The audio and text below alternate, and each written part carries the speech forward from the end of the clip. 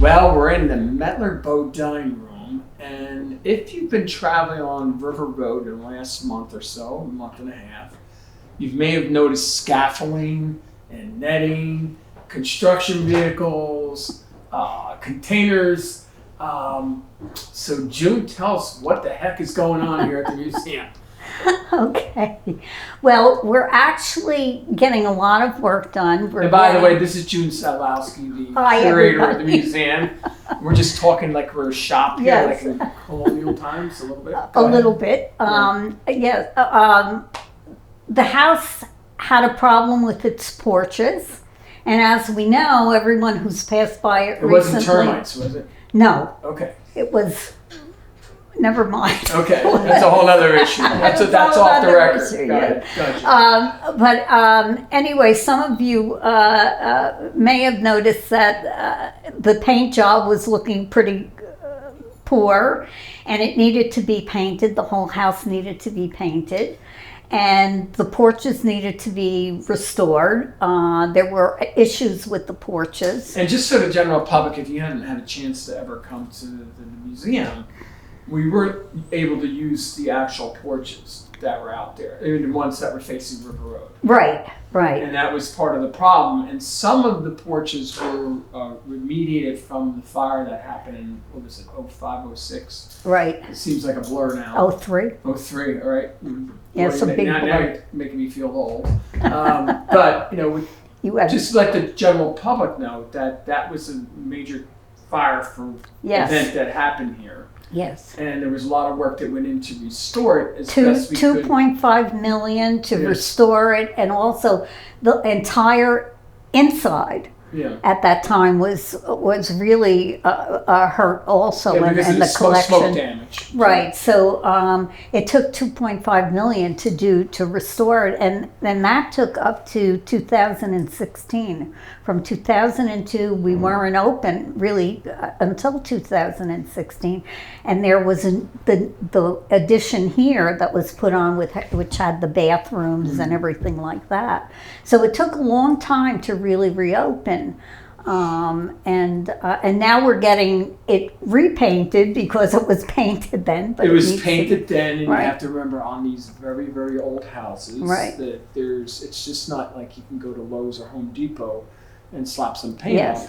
You have to be specific to architectural color, specific types of paint. Not necessarily Home Depot or Lowe's are not going to or you're not going to go. You have to go to a historical paint store in order to replicate it. So it's a lot more involved than you and I going out and doing some homeowner renovations around our And then house. The most interesting thing about the job that they're doing now, the balustrade on the side porch, that's the things, just for people that don't know. There's the railing, and then the things that go down are called balustrades. We actually found a photograph recently that showed what the balustrades looked like in the 1890s. Who had the historical find on that? Which was wonderful, because now they're going to do those exactly what they were, and we didn't know that when it was fixed in after the fire. So now we have. So it's very interesting. One thing leads to another. But as I came in here for the interview, watching going outside where the certified historical workers are working out here, you can see from one portion to the other, and they're not even complete. It's just the base paint, how it looks so much better. Well, they had to sand it and everything, and they pulled out ones. You can see the rummage on the side. They pulled out ones that were rotted or hurt. So, and they have to do it exact. And they also, after the fire, all of the windows in the house had to be redone. So they are basically, they're to the period, but they're new windows. but they had to be exact. In And other words, everything. what June is saying that they're energy efficient. Yeah, well, Yeah, okay. a little bit more so. Yeah, they are than they were. But it was really incredible when they did. You remember when the fire happened and then the restoration after. Absolutely. I was here the day of the fire. Yeah, so. yeah. But I think what can people expect through this current process of what this current contract is supposed to do?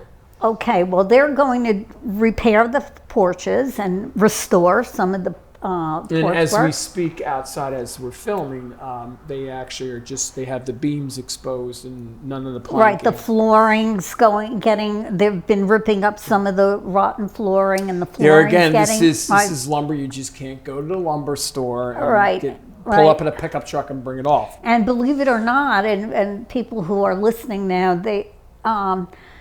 the wood that they're using, a lot of the wood is mahogany because that's really the best wood, and that will last a much longer amount of time. When they were restored after the fire, they didn't use the best wood, right? And even though it did cost $2.5 million. No offense to the state, right? But now it's and it's an expensive job.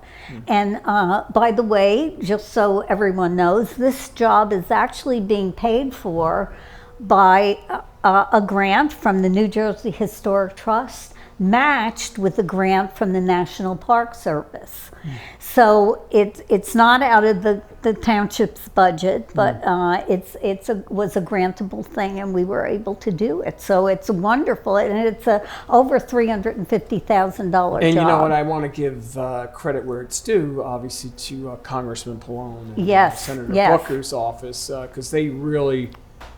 There was a lot of ups and downs during the process, as you and I know. And, but, to the general public, all they know is, hey, you got a grant. Well, sometimes these grants, you really have to jump through hoops to get. Yes, you do. You do have to. And even before, and the town has matched many grants for this building, but we were able to write the grants and at least get part of the money in, usually half, and which is phenomenal. And the house has endured a lot, but has gotten a lot done too.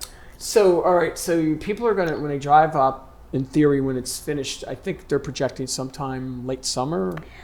Yes, I think for this phase. They 90 days from, so it should be so done late middle summer. of July, beginning Worst case of scenario, August, sometime in August. Counting Weather rain days, contingent. right. And then, and that should be finished, and then we're going to go into the process where there's actually going to be an addition put on the museum that'll house the Ross Hall wall. Yes, and that wonderful piece, which, by the way, so everyone in town knows, it finally is almost all the paint has been removed from it. And the exhibit company from Piscataway, that wonderful international company run by Rich Robolto, is going down. They're going to frame it. They're going to then take the frame off and fix the areas that the frame is going to need fixing with. They will bring it back up. They'll take it in pieces, bring it back up, and take the frame back up and bring it back up. It should be back here probably by mid-July. And our preservation expert down there is almost done. It took over 3 years just to remove the paint. There were eight 3 years to remove the paint. Yes. Let's get that straight. 3 years to remove the paint. Yes. The paint. Just because, and almost $125,000, by the way, because he could only do so much at a time because it's so caustic, It's, but can you imagine? Well, that was one heck of a paint job that they put on. Yeah, put on and it's a very, very big piece, as you know. It's a very large. When you say wall, sometimes that doesn't sound as exciting as it should. But the National Park Service has told us, and all of you in Piscataway should be absolutely thrilled, that it is as significant as the Liberty Bell in its importance. So, I mean, when it gets up, it's going to be beautiful. Well, and that's what we look forward to. And I think the timing will be just about right. So when this current contract underway, renovations, is finished out, closed out, then the other contractor can come in and start the work because, you know, if it was all going on right now, they would be on top of each other. Yes, and I think it'd be almost next to impossible for either one to get the job. And it should be also, they're also doing some great landscaping work in that job too, not only the building, but there'll be steps coming down from the parking lot. And then that's when DPW or engineering department go in and take a look at finishing the balance of the roadway down here to square everything off to make it a lot safer. So we're really excited about it happening, and we're hoping that next 4th of July we'll have a big, in fact we were just talking about it today, a very big event to really show it off to the public. And I think that's the whole thought process, is to have the 250th anniversary of our country to coincide with this. You know, it's a lot of work involved, very tedious work. That a lot of both you, Hara, and the rest of the team here, the folks from the foundation, and you know all the all the normal volunteers that are here, day in and day out. It hasn't been easy. No, it's taken a long time, and you know, with COVID in between, it really slowed us down. I just want everyone to know that we got the wall in 2000. I don't know if you remember that. And we were raising funds to build the addition, got up to about 250,000, and we had the fire. And that's what's kept us from putting it up for all these years. But it is going to be quite an incredible piece because we're hanging it. Well, June, if you give us a second, we got to do a quick some video feed from other events that are going on in town. We've actually had the bicycle rodeo and many other events that transpired through the month of June here in Piscataway. So, and then we'll come right back to speak a little bit. Okie dokie.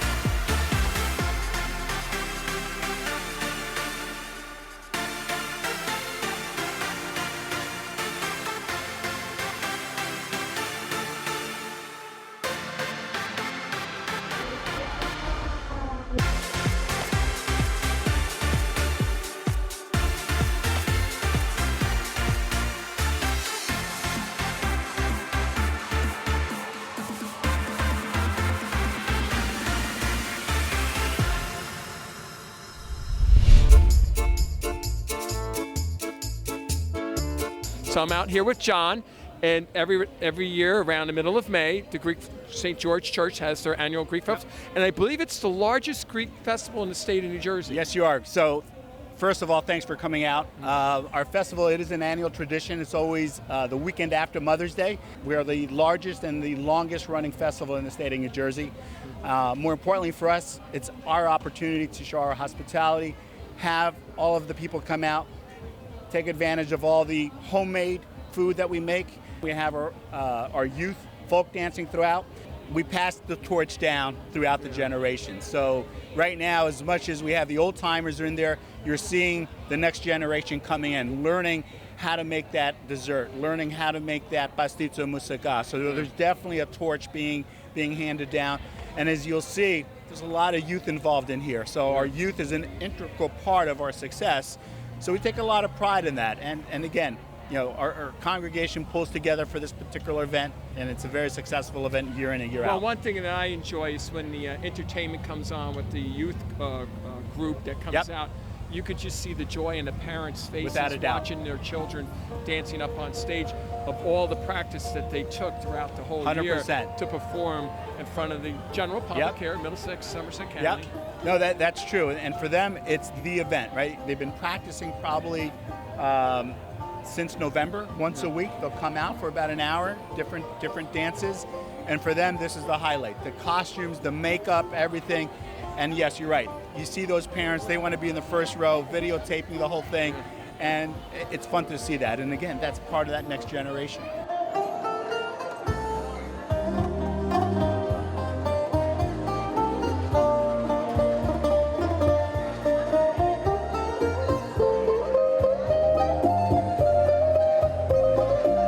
So, are you in charge? Are you sort of like the health department? You go around and inspect all the food? Absolutely. Yeah. I'm experienced. I'm a restaurant man. You're a restaurant man. I've been in restaurant business for a long time. So Yeah. I know. I make an inspection before we start anything. Yeah. We carry on these recipes from years and years from our grandmother, and we bring them here. So nobody actually writes down the recipe to follow. It's just by memory. We know the measure.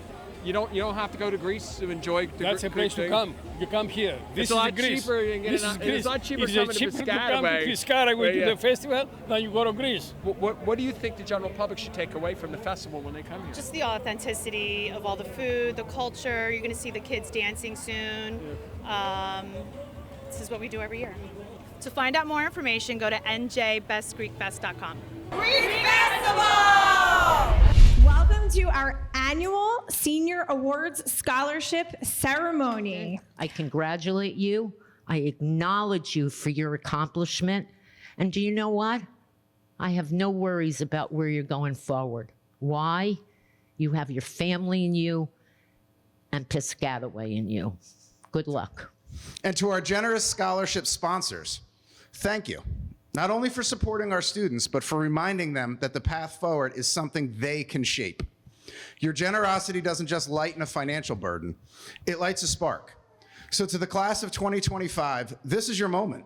You know, I was speaking to someone in the back there. This is my 35th year coming to this program, and it keeps getting better and better. I want to thank Principal Polisano, acting superintendent, the staff, support staff here at the high school, as well as the parents, family, friends, recipients, and obviously the donors. This is a very important day, and it's going to be in the next couple of weeks, a very important day again for the graduation. Just remember, graduates, do not forget your town. As a little side tip, there's going to be a lot of jobs available over the next 10 years. A lot of us are getting older. There's going to be police officers positions, engineering positions, finance, you name it going down, teaching positions. So please, when you're thinking about a career path, if you're not going into the armed forces, think about Piscataway Township. And please don't forget your hometown. And definitely do not forget your friends. I guess we're going to get to it. Can I have Aishwarya please come up? All right.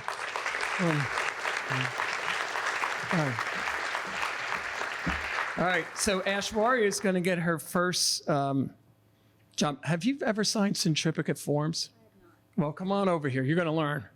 So this is a government document in which you have to sign in order to get your check. So you just sign on a dotted line. It's not a second mortgage. Don't worry about it. You don't have to have an attorney review it. So you just sign right here, and then we'll get. That's it. Go ahead. She's learning a valuable lesson here, and even in government, whether it's via email or everything's done in centripic right there.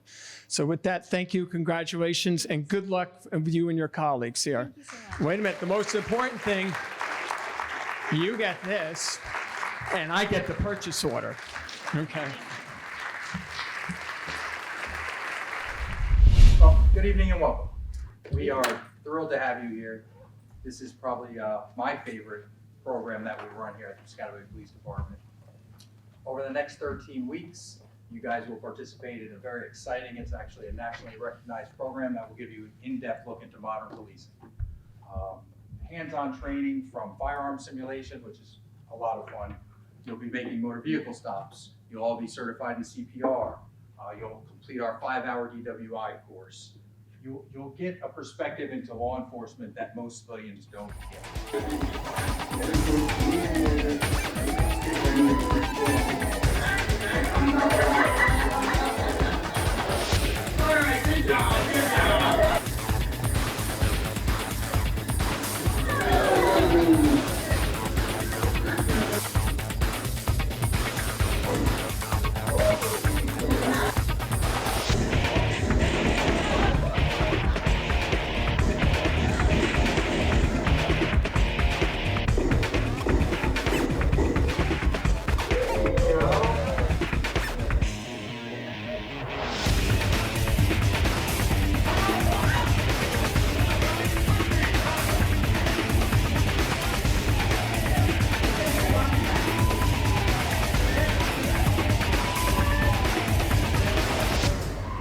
Congratulations. And secondly, I want to personally thank you for completing this program. I don't know if you talked about the history of the program, but it's been around for about 40 years, and it's still effective today because it is very important that you know what we do and why we do it. I know they made it fun, but it's important that the community understand what we do and why we do it. I hope you recognize after being together for several weeks that it's not crime solving doesn't happen within a 1 hour time frame like they do on the TV shows. And I hope you got a chance to spend a lot of time with the men and women in our department and the professional staff. Too many times people are quick to draw conclusions about departments throughout the country. Now you've seen what it looks like in their shoes a lot of times, and how you're making life and death decisions in nanoseconds. As a citizen, I leave here with a deeper respect for what our officers do and with a renewed sense of responsibility to support them in any way that I can. I also feel even more connected to the community, understanding that we are all partners in maintaining the safety and well-being of Piscataway. Thank you once again to the Piscataway Police Department, the instructors, and my fellow Academy members for this incredible experience.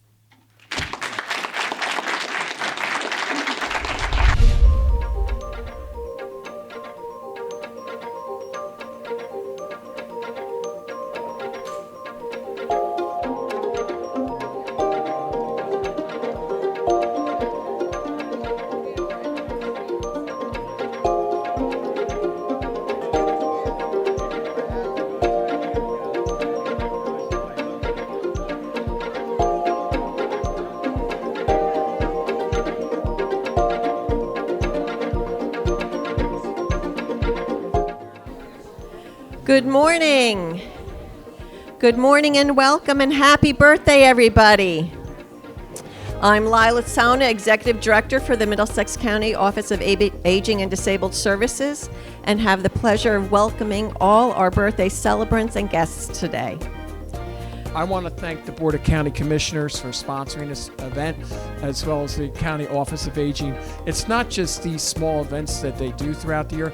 They actually provide services for our aging population here in Middlesex County and in Piscataway, which is a great thing. I know we're very concerned about potential cuts that are going to be coming into the Medicaid program. I know the county commissioners are advocating obviously against it, as well as I am, because we know the impacts that could potentially happen to serving folks like you out there with services that you desperately need. And if this is your first time coming to our Piscataway Senior Center, feel free to take a walk around. We're very proud of this facility. We have a nice bocce ball courts out there, and we have our senior housing next door. We have our community center next door, and we have our primary library here, JFK. So this is like our civic area of Piscataway Township, so welcome. And to the volunteers at Job Corps, thank you. Thank you very much. The Job Corps students over the years have been helping out in a lot of events here in Piscataway Township and throughout Middlesex County. We will recognize currently our oldest person here today, sitting right now, is Lucille McCann, who is 99 years old.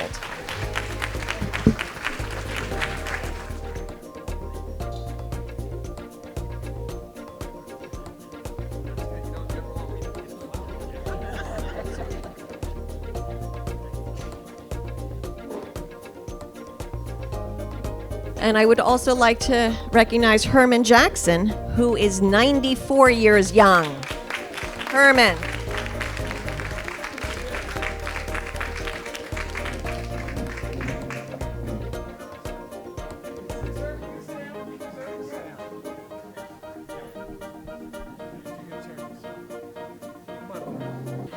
And I'm happy to say that our oldest honoree, or youngest honoree, is here today, Ida Sahinowitz.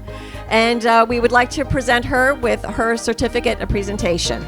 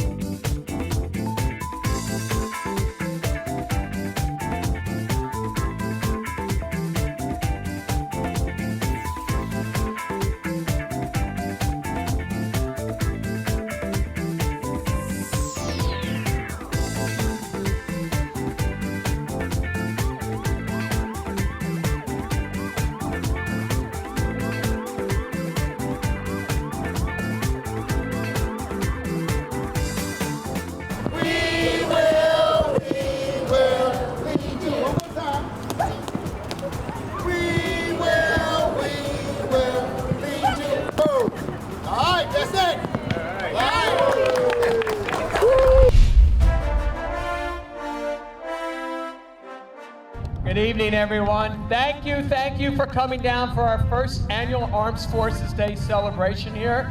The weather wasn't cooperating, obviously, yesterday. It is today, a little windy out here, but I want to thank all the folks involved, vendors, and everybody in the volunteer groups that came by out here.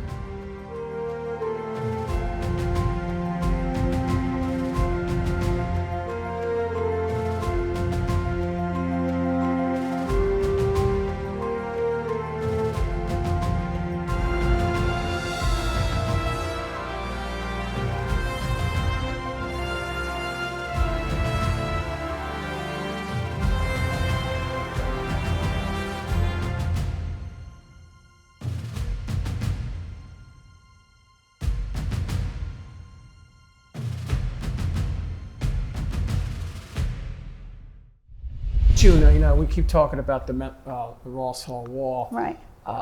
You and I know what it stands for, but the main thing is the backstory of the wall and why it is significant. Okay. Please. Okay. Well, Ross Hall was a mansion on River Road. Ross Hall Boulevard is for those there folks now, that live on the Highland Park border. Right, right on the border. And there was a big mansion, and in 1778, Washington, right after the Battle of Monmouth, had his headquarters there, and it was in the first week of July. And the year before, which was really what could be considered the first 4th of July, the 4th of July, it hadn't been chosen yet. They celebrated. It was just the significance of the signing of the Declaration. Right. And it wasn't until the end of July when in 77, when Congress said, listen, let's make it a day. Which day do you want? And they decided on July 4th. So the following year, after the Battle of Monmouth, here's George, and he's at Ross Hall, and he wants to make a big deal out of this because it really is the first time officially that July 4th would be considered Independence Day. So the 4th of July, which is our favorite holiday, and it was the very first holiday that America ever had, official holiday. And he sent 11,000 troops were here resting. They marched across the river, and in 2 lines, one going back and one going forth. It was about a mile of the 11,000 soldiers. They shot their guns off there. And a feu de joie. I hope I'm saying that right. Harold will yell at me if I didn't. We might have to send you to France for French lessons. Oh, yes. terrible. I have kids in France and I still can't speak it. But a feu de joie, boom, boom, boom, boom, boom. Took 3 hours for that to occur, and then they celebrated with cannonade. We still do that same thing. We still shoot off, make a lot of noise on 4th of July. And also he told the troops, you can have an extra ration and then an extra ration of rum. So they were picnicking in the park. And he bought an extra drink for everybody. And we still do the same thing, right? We still drink and we still celebrate really well. So here we have this, then in just to tell everybody, in 1960, lo and behold, Ross Hall had fire. Didn't destroy the building, but Rutgers owned it at the time, and they weren't interested in keeping it. But Richard McCormick, the historian, not Dick, his son, said, we need to save that wall. It's very important. And so what did they do? They took the wall up to the New Jersey Historical Society in Newark. Well, it was there for a long time on display.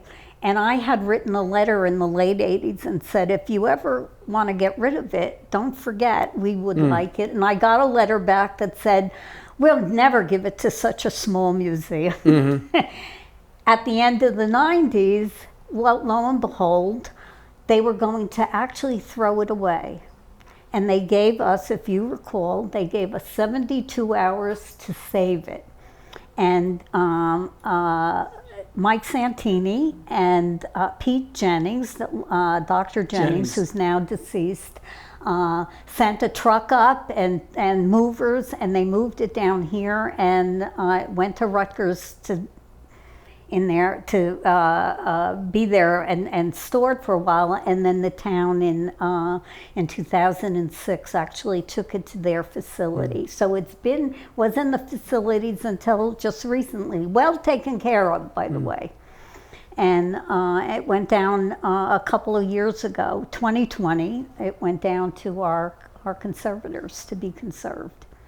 So that was the history of the Ross Hall. That's the history. So it actually is the only tangible link to the very first time the 4th of July was celebrated as Independence Day. That is interesting if you think about it. It's as old as our country. And it was here, right along. It still gives me chills. No one really linked it in the beginning, and I said, I think this is good. And we had a historian in 2000 do a report and look at it. I said, tell us, if it's not true, it's not true. And he came back with the whole report that said, yes, you're right. It is a secular icon. So basically, the new edition, not the renovations that's unaware of, but the actual new edition, which will be on the Logan Lane side. Right. Yeah. Right behind the building. Yeah. So that size will be bigger than the prior edition that we did a couple of years back. Yes. It's quite a large edition. It will hold the wall in a big gallery, and then there's another gallery next to it, and then there's also a catering kitchen. So that we can have events. Yeah. And there's a big patio in the back. It's going to be absolutely beautiful. And then it includes the landscaping. So everything's finally coming together, Jen. Yep. After all these years. This is amazing. Yeah. We never thought when the two of us were out there, when the fire personnel during the fire, we thought, what are we going to do? There's a picture of us that was in the newspaper. You remember the two of us going, oh my God, what's going to happen next? And here we are. Quite a long time after, but it's wonderful. It's really exciting. No, but I want to go back to Congressman Pallone, because he was extremely helpful.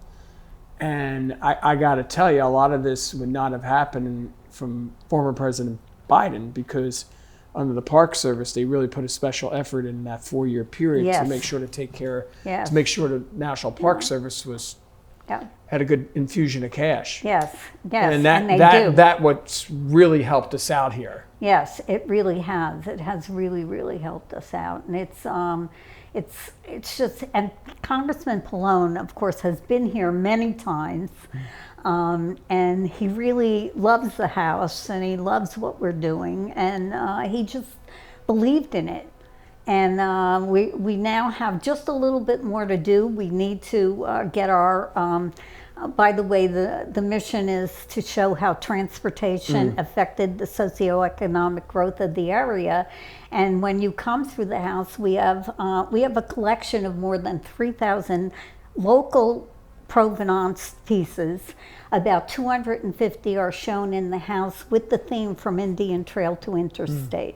And that still has to be, it was really severely harmed by the fire, and that still has to be, we need some more cases and platforms and interpretation. Well, June, in keeping in touch with transportation and economics, one of the things that I get a joy about is when we do a lot of ribbon cuttings for new businesses. So we're going to segue into that right now with several of the ribbon cuttings that took place. Maybe we can grab a coffee, 'cause I've been feeling real lonely. So maybe we can grab a coffee, 'cause we've been talking all day. Okay, we're here with David at Leo Brothers Cafe here on Hose Lane. What's the address, David? 371 Hose Lane. So tell me a little bit about the viewership, a little bit about your business, your small business. So we cater here to the office building at 371 Hose Lane, but we're also open to the public, where we host Rutgers meetings, as well as some students come in to study. So we do a Rutgers discount as well. Sure.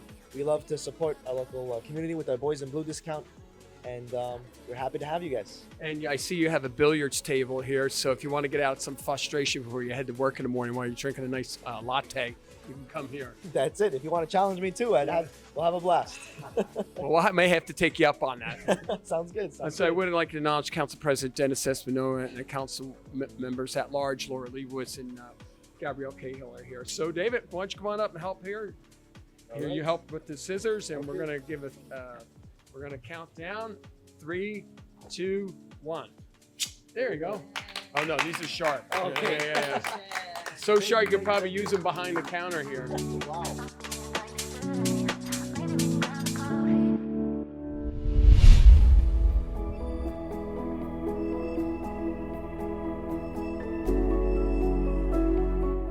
Okay, we're at Americare Physical Therapy Center. And Hermione, would you want to talk a little bit about the company? Hi. Yeah, so Americare Physical Therapy, we're part of the Ivy Rehab Network here in Piscataway on Centennial Avenue. We also have a clinic on Stelton Road. We are so excited to be doing our grand reopening today after renovating our clinic, and we're so thankful that the mayor is here today. And she heard, since I have a lot of dogs, that I need physical therapy sometimes after pulling 300 pounds on my arm and sore stiff, so that they're trying to get me over here on the table right now. So. You don't need a referral. You don't need a referral. I'm going to bring my dogs with me. So with that, what would you like to cut the ribbon here? Yeah, ready? We give a countdown. 3, 2, 1. There you go. And how about that? It actually worked. Oh, good.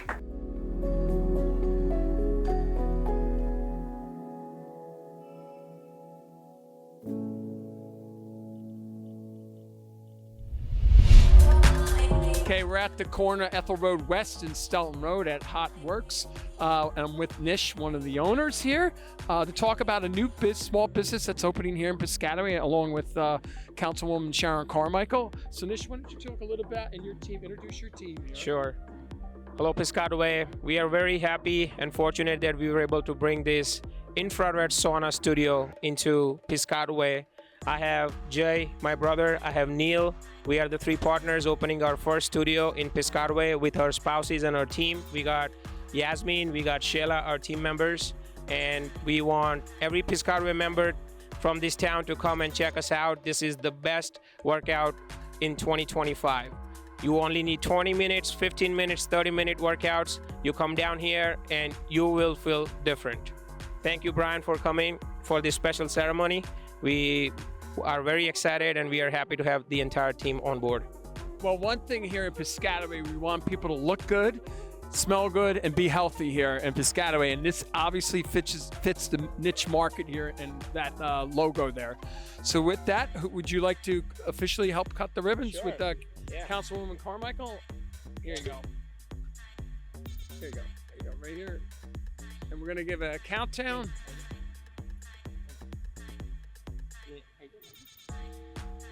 Ready? 3, 2, 1.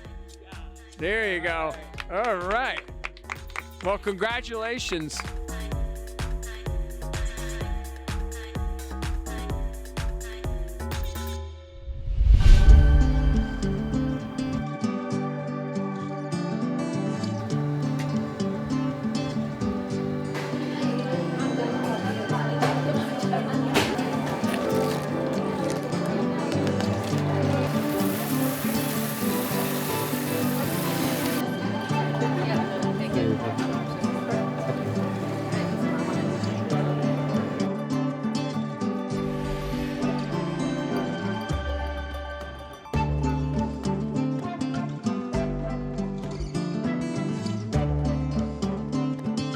Well, we're out here at Chapter 2 Coffee House, and we're here with Kaushal, the proud owner. So why don't you tell a little bit about your business that's opening here today? This is our dream. This is our Chapter 2. We started this company out of our passion for coffee and community. This was about, the dream seed was planted about 10 years ago. Slowly we gathered our capital. We started at farmers market, and today we are here opening up a community home where people can come work on their dream, their Chapter 2. Yeah. So why don't you tell the address so everybody knows where to come? It's 1642 Suite 402 Stelton Road. And I'll make it a little easier. If you come at the intersection of Stelton Road and Ethel Road West, you just come into the parking lot and you'll see it right there. So it's right where Fairways is. What? There we go. You gotta watch your hands.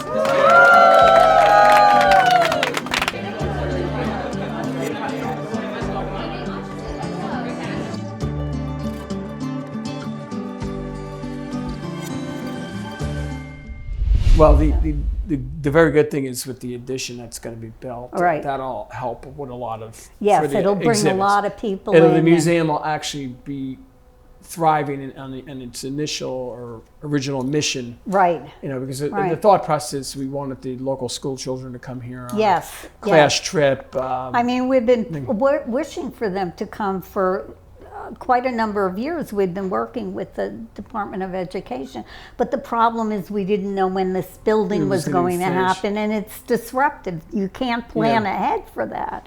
But we have great plans for tours for kids. We have even programs, and we're really excited. Yeah, once everything gets, all the accessibility issues gets resolved, then that'll be a good thing. So yeah, it's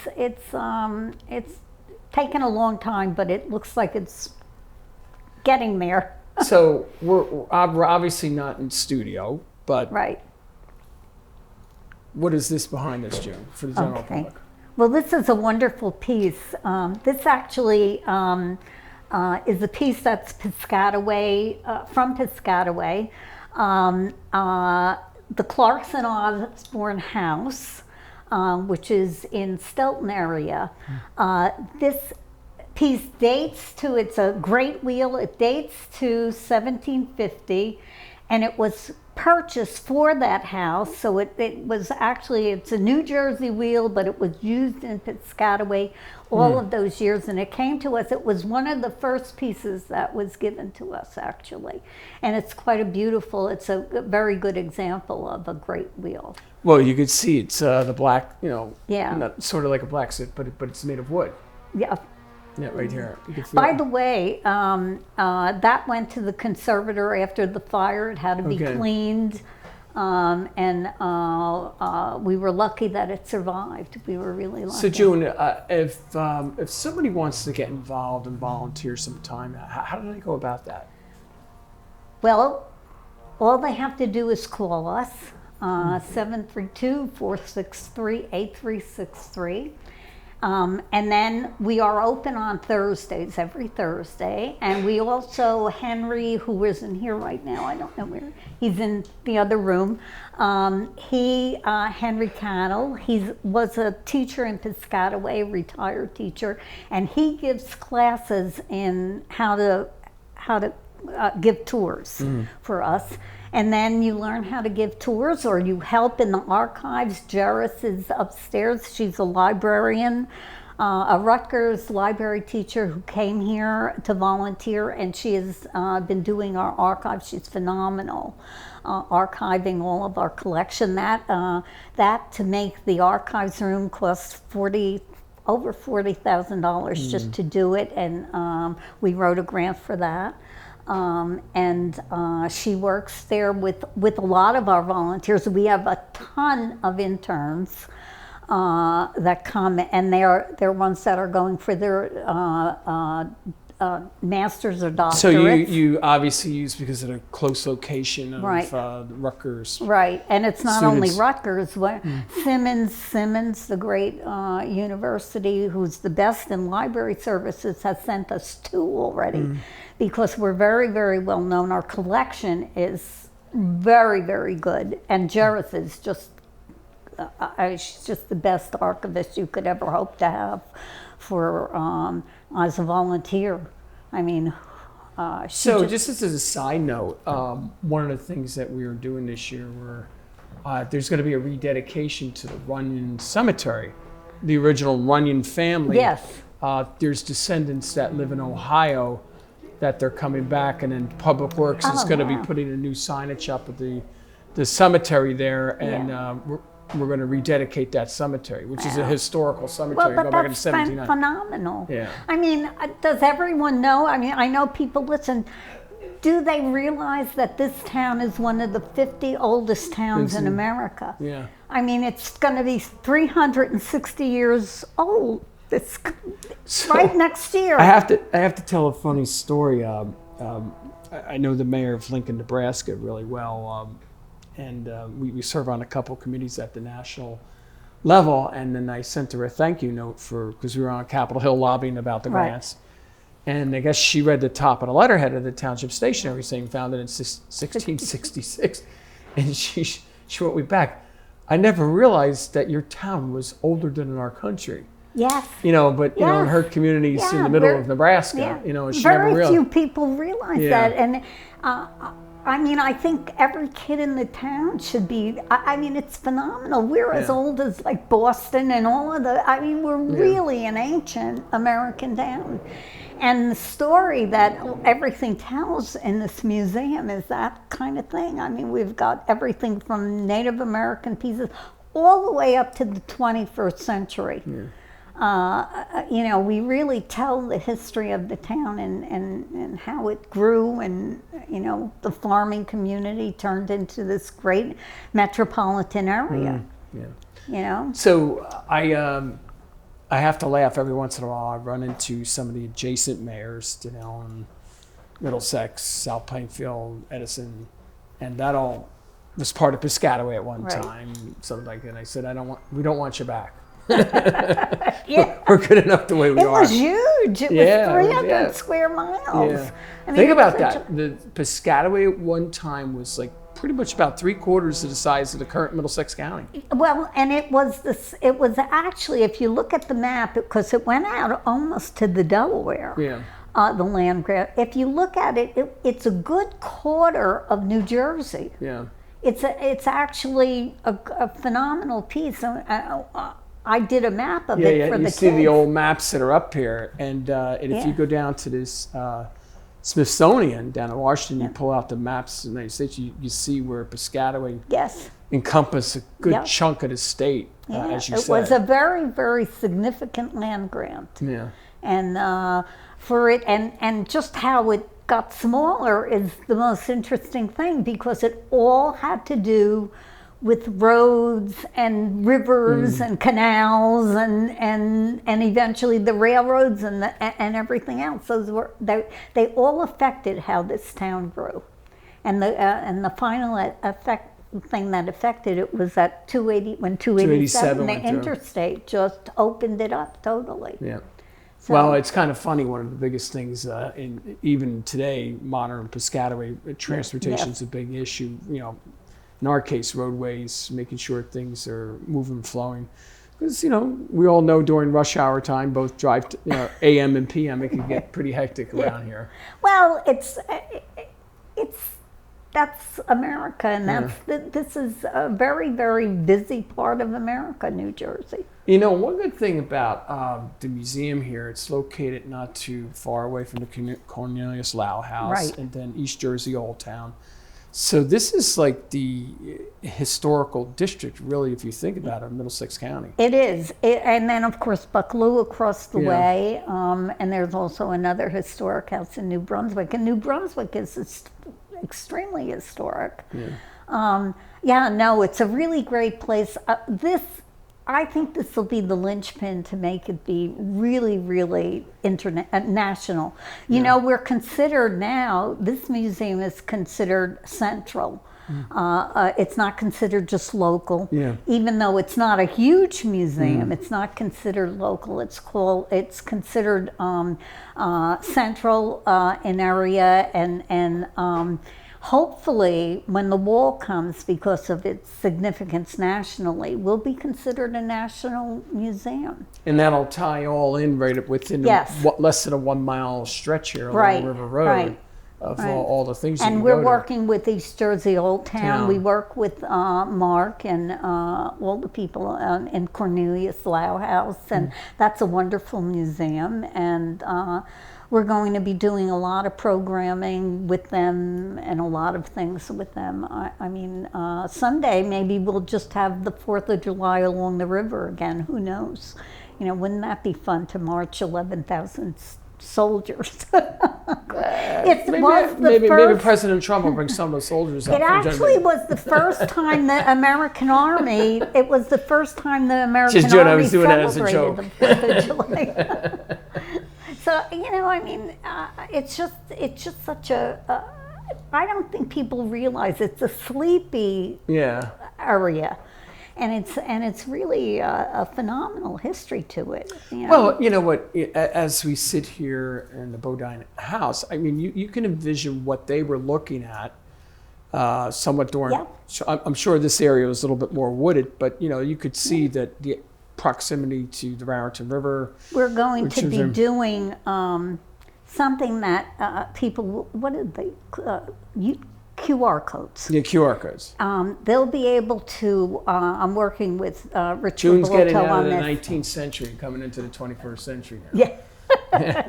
But when people go out the door and go on the front porch, they'll be able to put on their phones or their little thing, and they'll be able to see a film that takes you from looking out now all the way back to Native American times. So it'll show them how it looked. And it's going to be really interesting when we get all these things done that we want to get done. Well, I have full confidence that you and Hara and the rest of the team here are going to get that accomplished. We hope. and she's going to make sure it's accomplished before July 4th next year. Yes. Well, next year, at least some of this will be done. Yeah. And then we were just talking to a professor from the Middlesex County College, and she said, actually, you have another big year, and the last year that we have that'll be really big here is the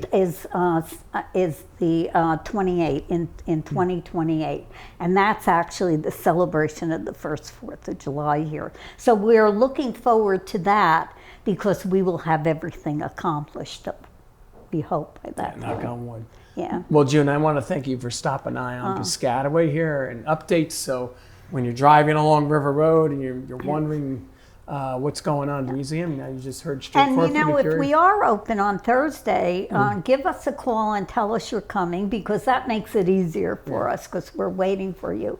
And don't worry, you're not going to give them a scraper.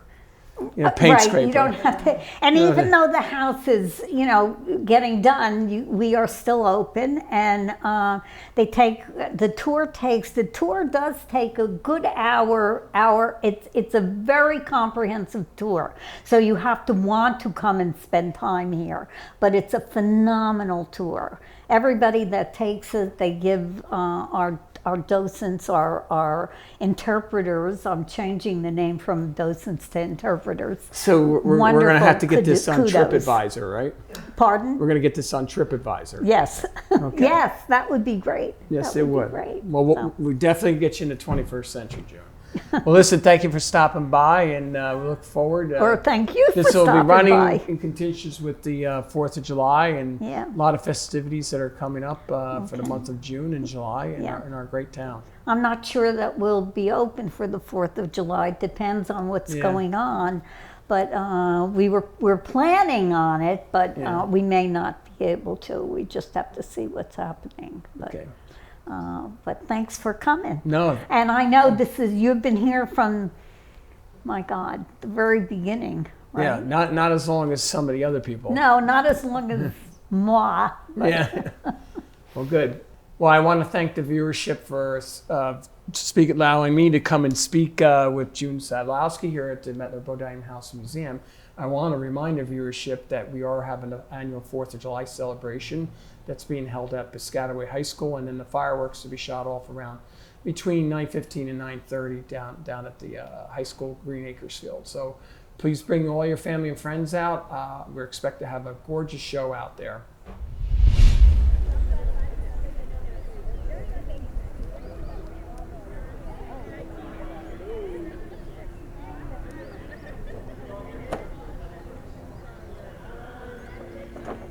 The work that's in this park today is original artwork that was created by students at Rutgers' Mason Gross School of the Arts as part of a class titled Present Past. We explored the history of the Stelton Modern School, which used to be pretty much right here in this area. And the school was an amazing experiment in youth autonomy and self-directed learning.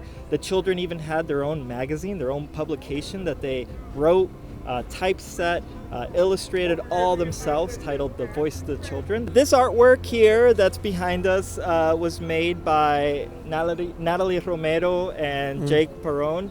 A celebration of Ambrose Brook. Ambrose Brook, as you know, is it's a very long brook. Very long brook, and it traverses this area. And it was a really important place, well, still is, but for the children of the modern school, they would go to Ambrose Brook and they would play there. Some of the materials that are used, as you can see, is actually debris that the students collected from the brook. So in the act of making this work, they also cleaned up the brook a bit.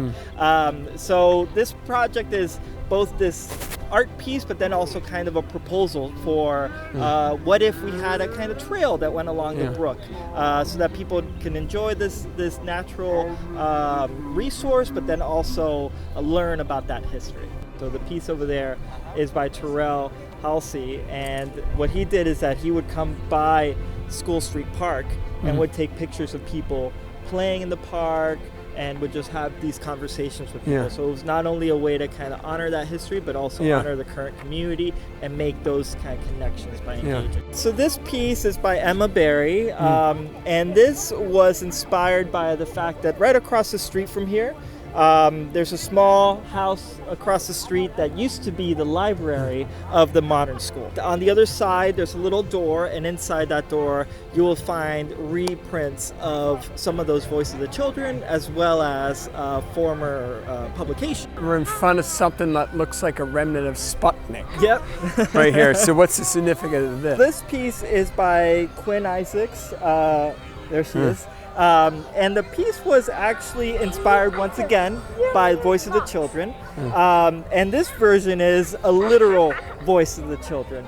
So we had the amazing opportunity to actually collaborate with Rutgers' Livingston Daycare Center.